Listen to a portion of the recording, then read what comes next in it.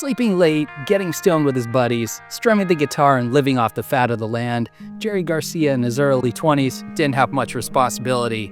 But all that changed on February 20th, 1961, a day that ended up slingshotting Jerry into a brand new existence.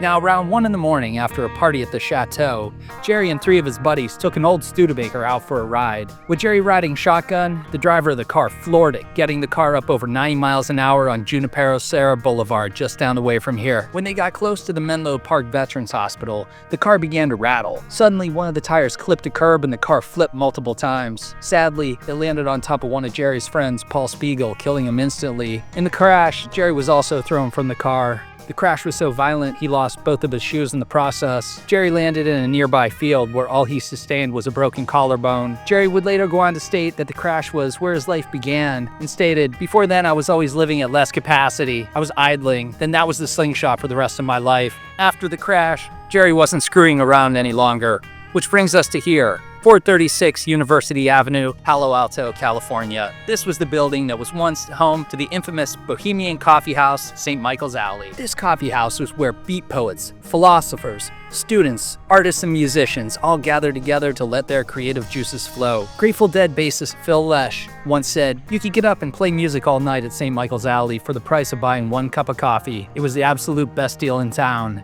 Jerry was only one of many musicians who played here at St. Michael's. He would meet up with his buddy working out his singing voice on folk tunes and show off his finger-picking skills on the guitar. Now, Jerry got serious and bore down after the crash, spending hours upon hours practicing the guitar and the banjo in a relentless pursuit to master the strings. Of course, Jerry wasn't the only musician making waves here at St. Michael's. Another budding bohemian, local high school student named Joan Baez, sang folk songs here before moving to Boston. Other notable figures who frequented St. Michael's are Grateful Dead members Ron Pigpen McKernan and Phil Lesh, Grace Slick of the Jefferson Airplane, and author and counterculture hero Ken Kesey, who we'll hear more about in a different video. So with so much creativity flowing here in Palo Alto in the early 60s, it's no wonder why Jerry Garcia and his buddies chose this place, an old coffee house, to make their mark and to make their stand here on the music scene. St. Michael's has since moved to a different location, but the memories and stories of Jerry, Joan, and Bay Area counterculture still can be felt inside here. We'd sure appreciate it if you took a second to hit that like button below, and while you're at it,